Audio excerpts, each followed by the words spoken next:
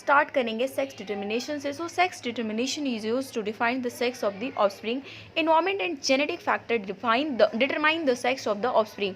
मतलब बहुत सारे फैक्टर्स होते हैं जिसकी वजह से, मतलब अलग अलग, जो हम बात करें ना, ऑर्गेनिज्म में अलग अलग तरीके के फैक्टर्स होते हैं जिसकी वजह से ऑफस्प्रिंग का सेक्स जो है डिटरमाइन होता है। Environment factor include temperature such age gender in turtle. Turtle में जो जेंडर डिसाइड होता है वो किसकी वजह से होता है? टेम्परेचर की वजह से। तो टेम्परेचर ही वहाँ पर डिफाइन करता है, वही डिसाइड करता है कि पर्टिकुलर जो ऑफस्प्रिंग है उसका जेंडर क्या होने वाला है। वही अगर बात करें ह्यूमन बीइंग में, तो ह्यूमन बीइंग में जेंडर डिटरमाइन होता है by a pair of chromosome. Chromosome से ह्यूमन में सेक्स डिटर्मिनेशन होता है जिसको हम सेक्स क्रोमोजोम भी बोलते हैं। तो इस चीज़ को भी जान लेते हैं, सेक्स क्रोमोजोम क्या होता है particular. In human beings there are 23 pairs of chromosome. Human beings में, हर ह्यूमन बींग में 23 पेयर्स जो होते हैं क्रोमोजोम के होते हैं। 23 पेयर्स का मतलब 46 क्रोमोजोम होते हैं। Out of these 22 chromosome pairs are called autosome. Autosome कहते हैं क्योंकि ये 22 क्रोमोजोम क्या होता है, मेल में और फीमेल में सेम टू सेम होते हैं। But the last pair of the chromosome that help in deciding the gender of individual is called sex chromosome. But जो लास्ट वाला जो पेयर होता है वो अलग होता है, मेल में अलग होता है, फीमेल में अलग होता है, तो उसको हम सेक्स क्रोमोजोम के बोलते हैं। फीमेल में जो क्रोमोजोम का नाम रखा गया है XX, जबकि मेल में XY।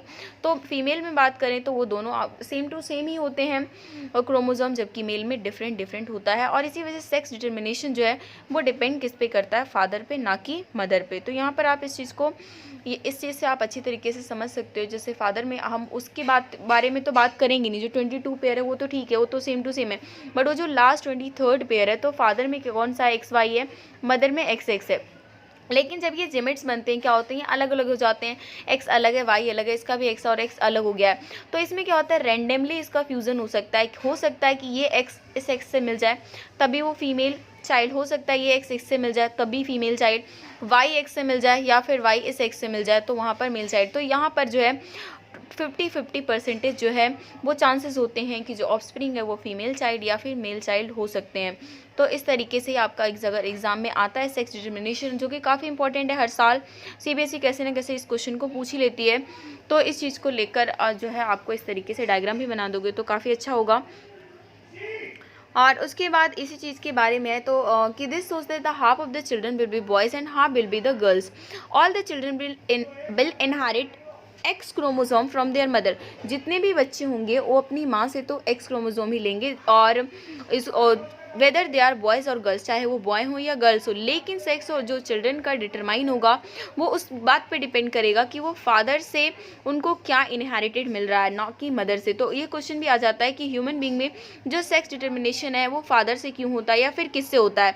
तो उसमें पर्टिकुलर आपको क्वेश्चन का आंसर यही लिखना है और साथ में वो डायग्राम भी आपको बनाकर दिखाना पड़ेगा। अब उसके बाद हम बात करते हैं इवोल्यूशन के टॉपिक पे। तो इवोल्यूशन है क्या? तो evolution is a sequence of gradual changes which takes place in the primitive organism over millions of years in which new species are produce. तो इवोल्यूशन क्या होता है, धीरे धीरे थोड़े थोड़े चेंजेस से ना, मतलब जो भी हमारा प्रिमिटिव ऑर्गेनिज्म है, जो शुरू में ऑर्गेनिज्म रहता है उसमें थोड़ा थोड़ा जो परिवर्तन होके मिलियंस ऑफ ईयर्स में क्या होते हैं, न्यू स्पीसीज प्रोड्यूस हो जाते हैं। अब इसी के अंदर 2-3 पॉइंट्स आप और पढ़ोगे, that is natural selection, genetic drift and speciation. तो नेचुरल सिलेक्शन क्या होता है? It means the environmental condition prevailing around an organism against which organism adapt itself, grow and reproduce further. This leads to a change in the composition of genes with the population, further causing evolution. तो natural selection आपका एक environment के condition को यहाँ पर show करता है, और इसमें जो होता है ना ऑर्गेनिज्म, मतलब कुछ अलग तरीके की उनमें कैरेक्टरिस्टिक्स आ जाते हैं और जिसकी वजह से वो उस पर्टिकुलर इन्वायरमेंट में अडेप्ट कर सकते हैं, अपने आप को रख सकते हैं सेफली तरीके से। जैसे आपके बुक में ना एग्जांपल दे रखा है कि पहले सारे के सारे रेड बीटल्स हुआ करते थे जो कि ग्रीन ग्रास में रहते थे। तो ग्रीन ग्रास में ना जो बीटल है वो बहुत ही ईजिली दिख जाता था क्रो को, कौवे आराम से उसे खा लेते थे। लेकिन उनमें क्या हुआ, इवोल्यूशन हुआ। एक बार ऐसा हुआ कि एक बीटल कैसा हुआ, ग्रीन कलर का हो गया, और उस ग्रीन कलर के साथ फर्दर जब रिप्रोडक्शन हुआ तो फिर देखा गया कि धीरे धीरे जो सारे बीटल्स हैं, मतलब सारे तो नहीं, धीरे धीरे मतलब 50% जो बीटल्स हैं वो क्या हो गए, ग्रीन हो गए, बल्कि और रेड ही रहे। तो जो रेड वाले को तो अब क्या हो रहा था, क्रो खा रहे थे, जबकि ग्रीन वाला क्या हो रहा था, वो बच रहा था, क्योंकि वो तो ग्रास में आराम से छुप जाएगा। तो यहीं पर होता है नेचुरल सिलेक्शन की, नेचर उसको सिलेक्ट करती है और वो नेचर के अकॉर्डिंग वो क्या करता है कि जो भी उसको खाने वाला होता है उससे वो बच जाता है। अब नेक्स्ट है वही आपका जेनेटिक ड्रिफ्ट। जेनेटिक ड्रिफ्ट में क्या होता है, change in the frequency of genes में कुछ चेंजेस हो जाते हैं और जिसकी वजह से डाइवर्सिटी तो हो जाती है, वो अलग तो हो जाते हैं अपने ग्रुप से, लेकिन उनको कोई सर्वाइवल एडवांटेजेस नहीं मिलता है, तो उसे हम कहते हैं जेनेटिक ड्रिफ्ट। जैसे उसी बीटल के एग्जांपल में आप ये देखोगे ना कि शुरू में रेड बीटल्स थे और रेड बीटल्स में से एक बार क्या होता है, ब्लू कलर के बीटल्स बन जाते हैं।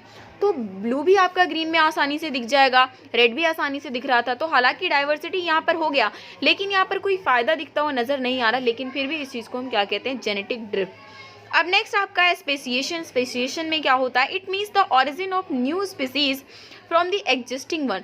एग्जिस्टिंग वन से जो नए नए स्पीसीज का ऑरिजिन होता है उसको हम स्पेसिएशन कहते हैं। ये होता क्यों है, when different population of the same species evolve along different lines. अब जब इसमें क्या होता है, जो अलग अलग तरीके की पॉपुलेशन है वो सेम ही स्पीसीज के क्या होते हैं, डिफरेंट डिफरेंट लाइन में इवॉल्व हो जाते हैं।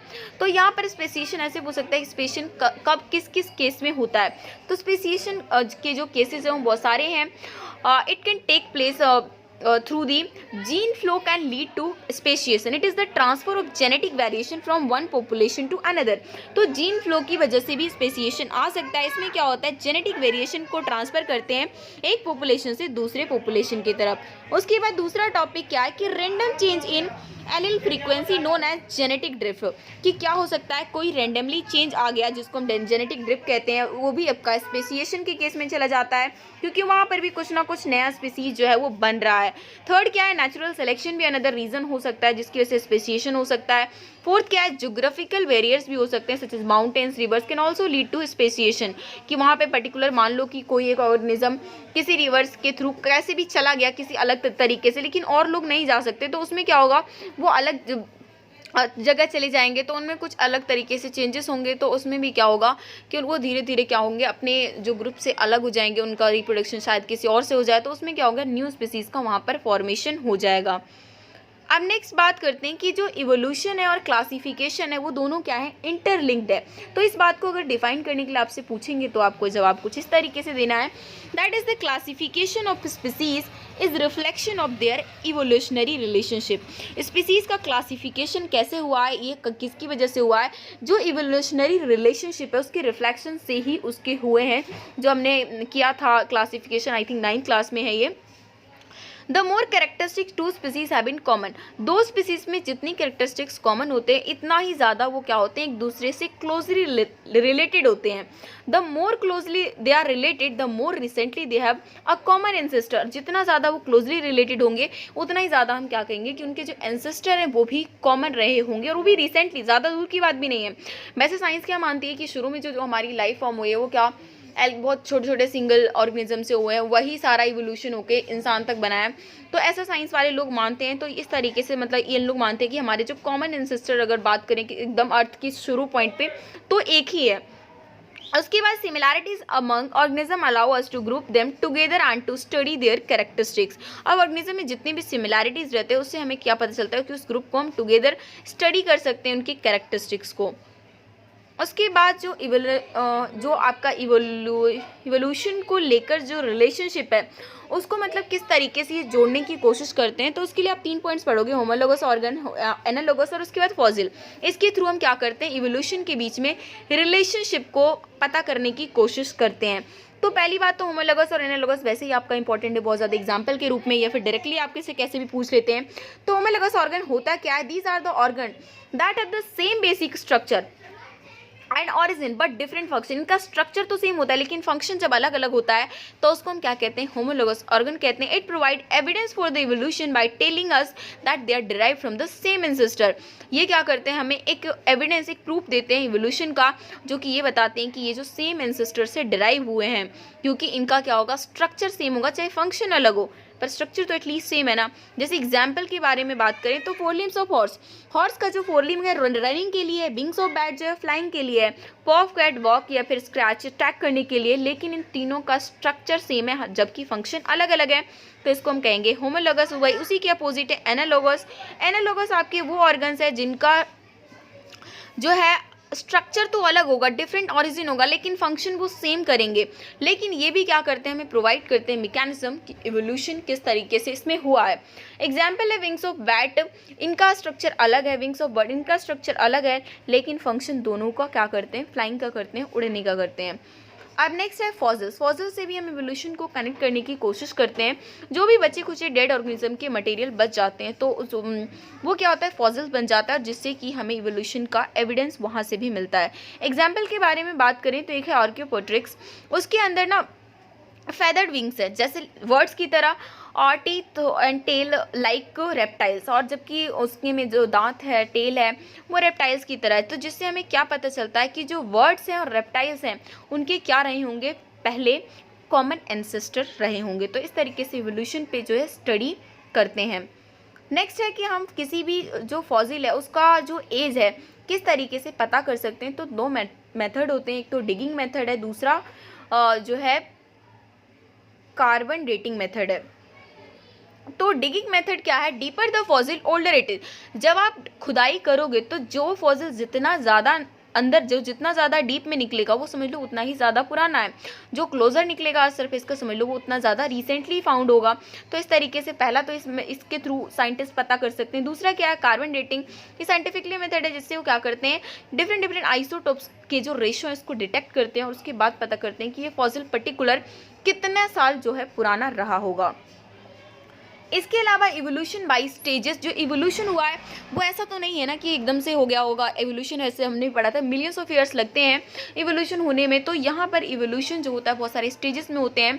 तो एग्जाम्पल में आपका काफ़ी आता है कि इवोल्यूशन जो आइज़ का हुआ है ना, वो भी आप देख सकते हो कि शुरू में अगर फ्लैटवर्म के बारे में बात करें तो उनके पास कैसे थे, रूडिमेंट्री आइज़ थे, एकदम प्रिमिटिव आइज़ का स्ट्रक्चर हुआ करता था। जबकि जब इंसेक्ट बने तो उनके पास कंपाउंड आइज़ हुआ, और लास्ट में सबसे आइज़ में जो सबसे लेटेस्ट और जो डेवलप्ड है इवोल्यूशन है वो ह्यूमंस में, जिसमें बाइनोकुलर विजन है।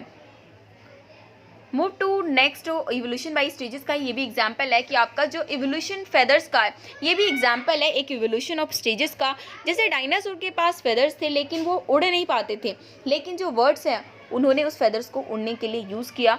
तो यहाँ पर भी क्या है, स्टेजेस के अकॉर्डिंग क्या हुआ, उस फेदर्स का यूज़ मतलब यूज़फुल हुआ। शुरू में फेदर्स थे बट उसको उड़ नहीं पा रहे थे, लेकिन बाद में क्या हुआ, उससे वो उन्होंने उड़ना भी शुरू कर दिया। अब नेक्स्ट क्या है, इवोल्यूशन जो है आर्टिफिशियल सिलेक्शन से भी हो सकता है, आर्टिफिशियली सिलेक्शन से भी इवोल्यूशन हो जाता है, जिसका एग्जाम्पल जो है आपकी बुक में वो कैबेज को लेकर दिया हुआ है कि वहाँ पर उन लोगों ने बहुत सारी उसकी वेराइटीज़ बना ली, ब्रोकली हो गया, कॉलीफ्लावर हो गया, रेड कैबेज हो गया, और कुछ जंगली करके भी है। तो यहाँ पर बहुत सारे 4-5 तरीके की जो गोभी है आप उसको उसमें